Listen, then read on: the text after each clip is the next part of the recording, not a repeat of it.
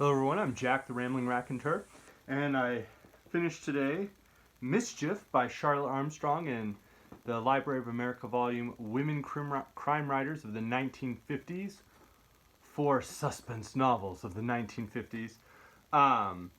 This was an interesting read, so I did this as my third selection for March Mystery Madness, and I had never read anything by Charlotte Armstrong before. I'd actually never heard of her as a writer.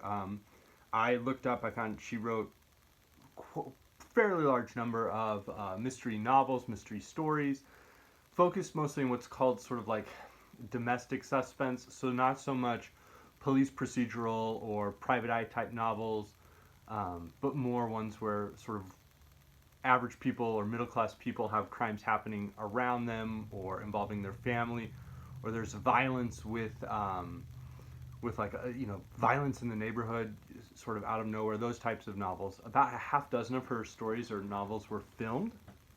Apparently, this one was filmed. Mischief was filmed. I can't remember the title of the film. It's one I've never seen. Marilyn Monroe, though, played one of the characters.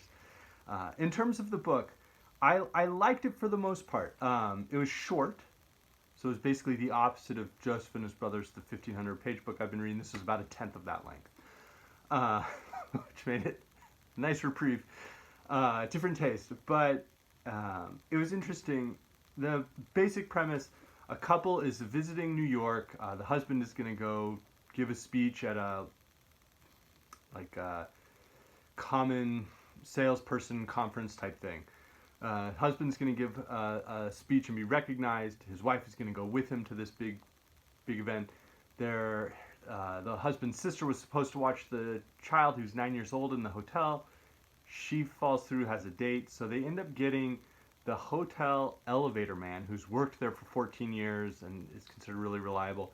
He has a niece who will come over and watch the daughter, and they agree to do that. And it turns out that niece is like wildly unstable. And I'm very serious. Like within the book, they make it clear like this is someone who's mentally ill, who has some can be very dangerous to herself or to others. And it's quite terrifying. Putting someone who's in that circumstance with a 9-year-old child in an unfamiliar hotel in an unfamiliar town. That's about as bad as it gets. So those interactions are harrowing. As a parent, they were harrowing. Just as a general empathetic human, they're harrowing. They're terrifying. And I think Armstrong did a nice job of conveying that. But so parallel to that, there's this guy named Jed. And so Jed has been in New York. He's about to fly to the West Coast tomorrow morning. Jed has been seeing this woman named Lynn. They go out on what's, they kind of think it's more than a date. That's how it's phrased in the book.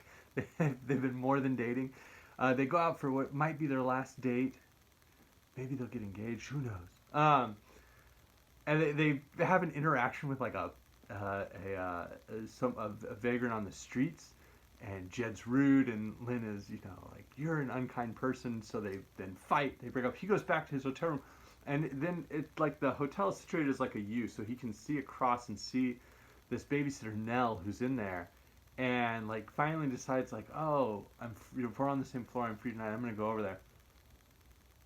And so now you've got this guy added who seems like a jerk, added to this cocktail of mentally ill stranger, babysitting a 9-year-old in a strange town. Guy who's a jerk shows up. Not good. Jed's interactions with the daughter Bunny. It was the 50s. Jed's interactions with Bunny help reveal maybe he's not a total jerk. Maybe he has some empathy. Maybe he's a guy, like a human. And then he's trying to get out of this situation.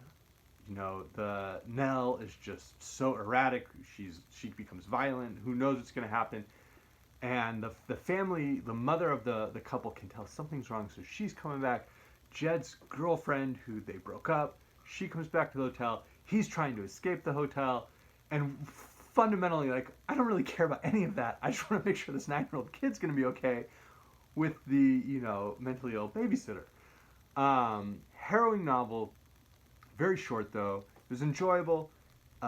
It got into the psychology. I would say of all the characters, Jed is probably the main character of the book. We get into his mind about how he feels like he's maybe not a good person, and maybe he should do this or do that, like take different actions to be better. So it seems like he's the main character, which surprised me. In terms of the domestic suspense, I kind of thought the mom was going to be the main character. Like, she's very much at the forefront. We're in her psychology early on in the book, but then she goes to the party, and we know she's worried. But as we see just this spiral of danger in the hotel room, Jed sort of takes over as this character who we're in his mind when he, sort of seems to run away. Is he going to go back? He kind of felt like the main character in a lot of ways. The mom does return at the end, and there are some great scenes of sort of like, the whole, someone's in this room, and then next door, like if I can get them out of the hallway into this room, I can use this room to get out. That type of situation. If the elevator's blocked, can I use the stairs? Who's coming up? Who's searching for whom? And it was good. It was a very quick read, very swift. I want to read 2 quick passages just to give you a taste. If you're interested, I imagine this is for publication, like in like a slim, standalone volume. But this was a pretty good pickup for me. So an idea of just how unstable Nell is. So she's in this stranger's hotel room.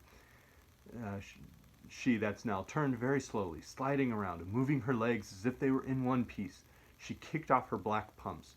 Ruth's aquamarine mules with the marabou cuffs were standing nearly under the dressing table. Nell put her feet into them.